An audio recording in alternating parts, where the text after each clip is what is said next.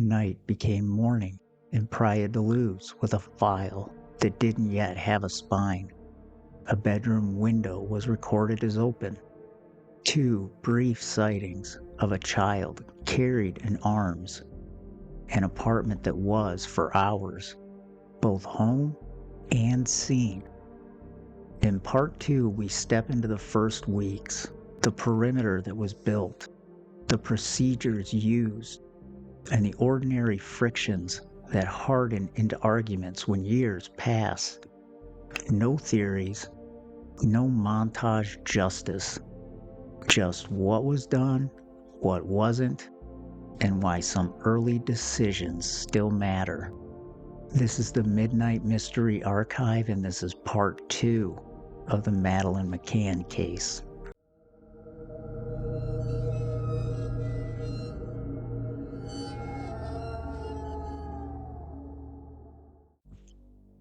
After the 10 p.m. discovery, calls ripple from the restaurant and reception.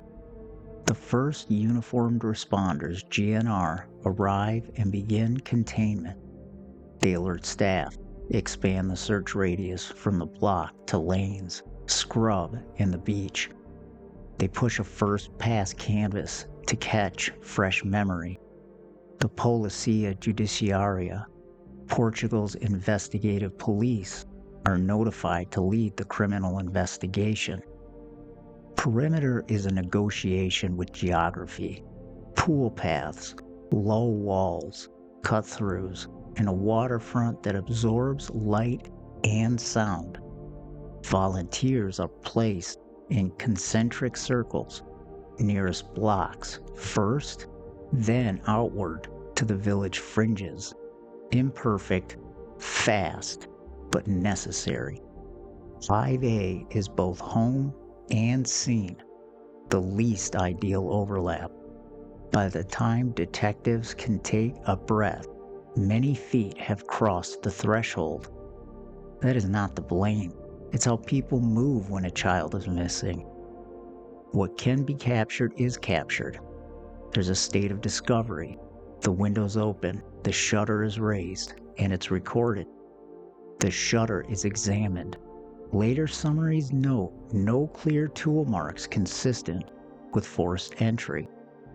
Room photographs are taken of the beds, curtains, general ordering. Traces are lifted within the limits of a lived-in holiday flat. Scene handling is a compromise.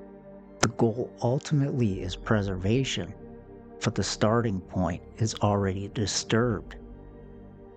The initial statements capture routes, times, and whether a check was listening or looking. Investigators align those with reception logs and call records to rebuild minutes. Tolerances are expected. Human clocks drift under stress. The early draft of the hour from part 1 is set down as a working spine. Door-to-door canvases run through the blocks from 5A. The residents, short-stay tourists, late shift workers, patrols establish ad hoc checkpoints on routes out. Resort staff lists and contractor logs are pulled to see who routinely accesses side gates and lanes. Apartments unanswered at night become daylight revisits. This is just some of the early things that were done in the initial investigation. As the investigation picks up, the case becomes public quickly, especially in the media. Appeals bring reach and noise. A few realities from week 1. First, pace versus precision. Live updates pull ahead of paperwork. A phrase like forced shutter can appear in headlines before exam notes are typed. That error then copies itself across outlets, even if later corrected. Second, issues with message discipline. Investigators want one public description of the child, the clothing, and all of the timings involved. They want them consistent. Families want amplification. Public information officers try to harmonize. Publish a single poster set, a single hotline, a clean description of the two carrying child sightings without implying identification. 3. Tip temperature. Appeals spike the phone lines. Many tips are duplicative, the same rumor via multiple callers. Others are near misses. They're helpful, but they're just outside the hour or the area in question. The job becomes filtration, separating observation, like we saw a man carrying a child at X at roughly Y, from idea, it could be a ring. You keep both, but you prioritize observation. Then there's rumor control. A rumor hotline or a press Q&A sheet helps to dampen self-reinforcing claims. For example, folding early lab unknowns into the clear pending column so they don't get turned into certainty on air. And then, of course, the fifth issue, there's language and translation. Appeals are pushed in Portuguese and English, then into languages common to tourists in that region. Translation isn't just words, it's formats. Some markets respond to TV chyrons, others to printable posters in A4, A5, and others to SMS airport displays. The goal is simple: wider eyes with less distortion, and it's never perfect. Speed and accuracy pull in opposite directions and can create a headache in the initial stages of a search for a missing child. During the early search for Madeleine, there was a very defined toolkit used to find out what happened. There was an area search and a grid. Uniforms and volunteers sweep lanes, scrub vacant lots and the beach. Coordinators assign quadrants and note who covered what to prevent gaps that open when people assume someone else checked a corner. Very early on, canine assets were used. Locally available search and rescue dogs who assisted in area sweeps and trail checks soon after the alarm. These are not the later specialist scent dogs you've seen in documentaries. Those come with later reviews. Early dogs help decide where to send people next. Waterfront and edge checks. Waterfront features, slips, stairs, rock shelves, are walked repeatedly. Tidal knowledge matters.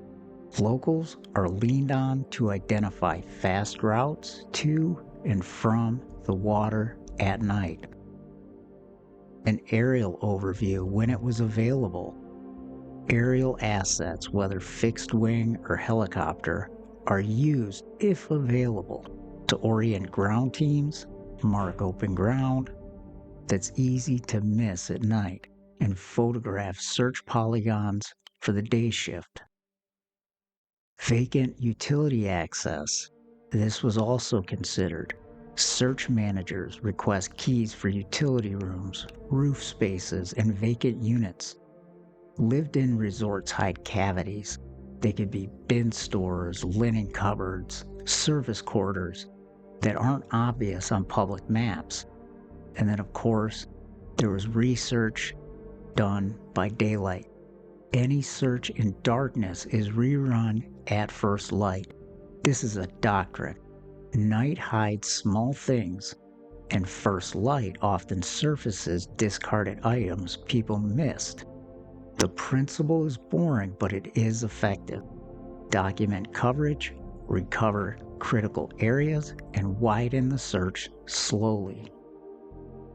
To parallel the ground search, the administrative engine starts to spin up. Border and travel hubs, and there are a lot. There are ports, airports, and coach stations. They receive alerts with photo and clothing description. Simple, high-contrast images travel best. Messaging includes the possibility of a sleeping child in someone's arms wearing light pajamas and bare feet, drawing from the two sightings. Interpol notices and a liaison.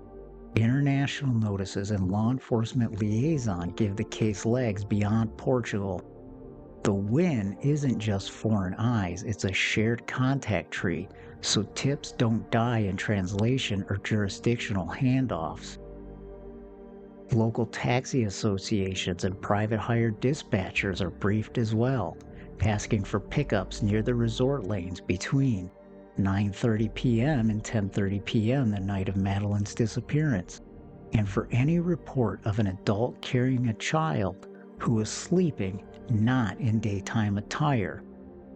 Resort and nearby lodging are asked for guest registers, late check-ins, early departures, room change requests, and contractor rosters, not to cast a wide net forever, but to prioritize those whose movements intersect the hour and the likely exits of a potential culprit.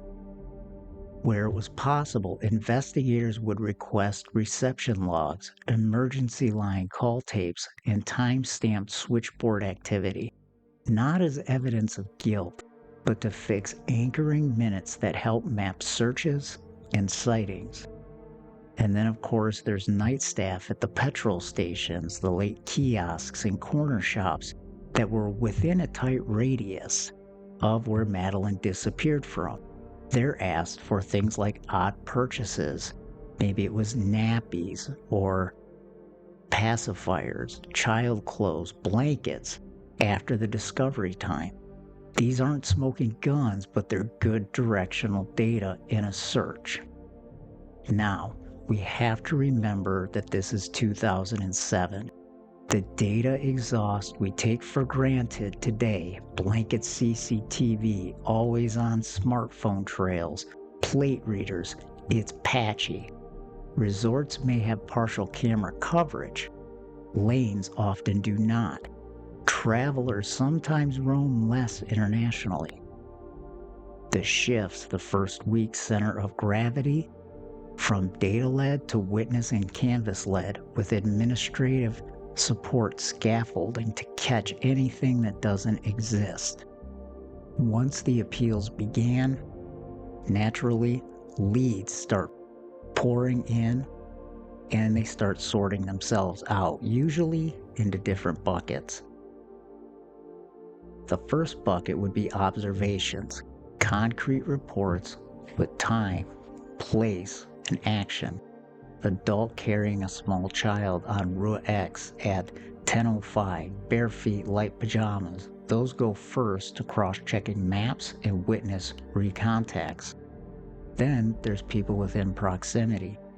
Names tied to the resort footprint, whether they're staff or contractors.